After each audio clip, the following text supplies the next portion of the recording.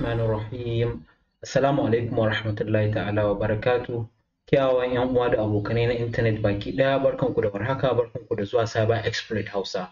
Na'am, so insha Allah a bidiyon mu na yau zamu tattauna game da Python dictionary ko kuma mu ce dictionary a cikin Python. So kai tsaye zamu je mu bude VS Code namu domin ganin menene dictionary. Na'am, so kamar yadda kuka sani dictionary a Python daidai yake ko mu ce kaman dictionary ne wanda muka sani na English ko kuma na Hausa, wanda mun ce dictionary kan kunsa kalma da kuma ma'ananta. So kalman nan a Python za mu iya kiran shi da key, sannan kuma ma'ananta shi za mu kira shi da value. So dictionary a Python yana kunsan key and value, ma'ana key a matsayin kalman sannan kuma value a matsayin ma'anan wannan kalman.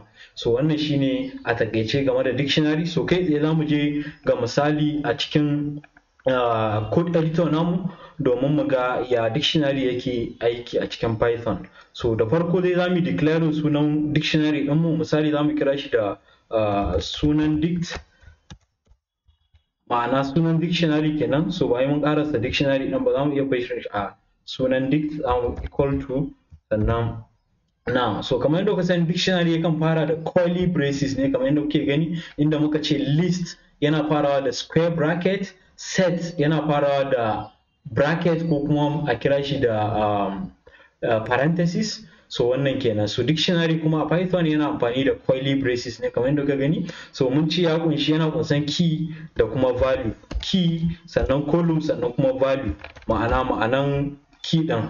Misali in mun ce key muna daukan shi a matsayin kalma kenan, sannan kuma value a matsayin ma'anar wannan kalma. So wannan kenan game da dictionary a Python. So domin declaring dictionary za mu rubuta sunan dictionary sannan mu sa curly braces kamar yadda kuke gani, sannan kuma za mu zo mu rubuta sunan dictionary din, ma'ana sunan key din dictionary din. So za mu iya amfani da single quotation ko kuma double quotation. So anan za mu rubuta sunan key din value din, misali suna, okay. So sannan za mu rubuta sunan value din, ma'anan wannan sunan kenan. So za mu rubuta misali Abdullahi, okay. So kamar yadda kuka sani wannan key kwaya ɗaya ne da kuma value kwaya ɗaya na dictionary kwaya ɗaya. So za mu iya ƙara haɗa wani dictionary ɗin inda za mu kira shi da misali surname. An gafarce ne za mu sa quotation ɗinmu, za mu rubuta surname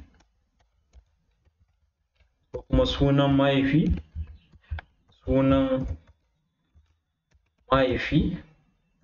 a matsayin key ɗinmu, sannan kuma za mu bayar da sunan shi mu sai misali Musa, okay.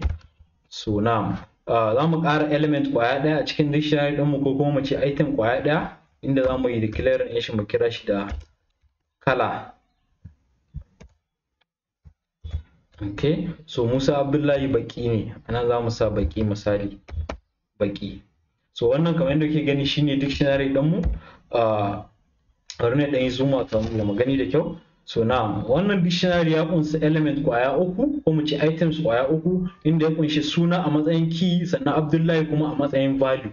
So mun ce dictionary yana kunsan abubuwan nan kwaya biyu, sannan kuma dictionary a Python yakan fara da key da kuma value. So wannan kenan. So za mu je mu printing sunan dict domin mu ga me zai bamu a ciki, sunan dict. So za mu yi running code ɗin nan. Now so kamar yadda kuke gani anan ya bamu answer mu, kuma ce ya bamu dictionary ɗin nan gabaki ɗaya. So yanzu kana so kai accessing value ɗaya ko kuma mu ce key kwaya ɗaya a cikin wannan dictionary, inda muka ce dictionary ɗin nan ya kunsa key kwaya uku, inda muka ce key na farko shine suna, key na biyu kuma sune sunan mahaifi, sannan kuma key na uku shine kala.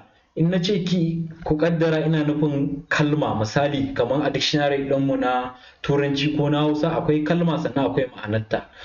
Suna anan yana nufin kalma, sannan Abdullahi kuma yana nufin ma'anan wannan sunan. So haka zalika sunan mahaifi shine kalma, sannan kuma Musa ma'anan wannan kalman ta sunan mahaifi. So wannan kenan. So yanzu za mu yi accessing element na farko, misali muna so mu yi accessing suna, misali su za mu sa quotation ɗin mu da suna. So idan muka yi printing wannan dictionary ɗin zai bamu Abdullahi a matsayin ansa, saboda mun yi accessing key wanda ya kunshi ko mu ce kalma wanda take da ma'anan Abdullahi, shi yasa ya bamu Abdullahi a matsayin ansa mu kamar yadda kuke gani. So wannan shine dictionary a takaice a Python. So za mu gaizaya mu ƙara kawo muku misalai inda za mu yi amfani da nambobi. Misali ya mu kira shi da bari ne amfani da turanci yanzu za mu ce name dict, okay, a matsayin sunan dictionary ɗinmu. Sannan za mu rubuta, zai iya fara da misali key ɗinmu ya kasance 1, sannan element ɗinmu ya kasance misali za mu iya kiran shi da kasuwa, okay, wannan key na farko kenan. Sannan 2 za mu iya misali kiranta da makaranta, okay. So za mu je ga 3 inda za mu kira shi da asibiti, okay. So a nan kamar yadda kuke gani 1, 2 da 3 su ne keys ɗinmu, sannan kasuwa, makaranta da asibiti shine value ɗinmu, inda muka ce dictionary yana kunsan wayannan abubuwa biyu, key da kuma value. Inda muka ce key kamar a dictionary shine kalma da kake so ka nemo ma'ananta, sannan kuma ma'anan shine ake kira da value, okay. So nan muka yi printing name dict, print name dict, print name dict. So zai ba mu duka amsoshin ko ce duka wannan dictionary din kamar yadda kuke gani, 1 kasuwa, 2 makaranta, 3 asibiti. Yanzu misali muka yi accessing element ko mu ce key na farko, mu rubuta square bracket kamar yadda kuke gani. So muka yi run wannan kodin za ku ga ya ba mu kasuwa a matsayin ansa. So wannan shine dictionary dai a takaice. So bari na ƙara mana misali da wancan misalin da na yi na baya. So za mu yi using for loop domin mu maimaita keys da suke ciki. So misali for za mu declare mu ce for key, v, for k and v, inda k yana nufin key kenan, sannan v kuma yana nufin value din wannan dictionary din.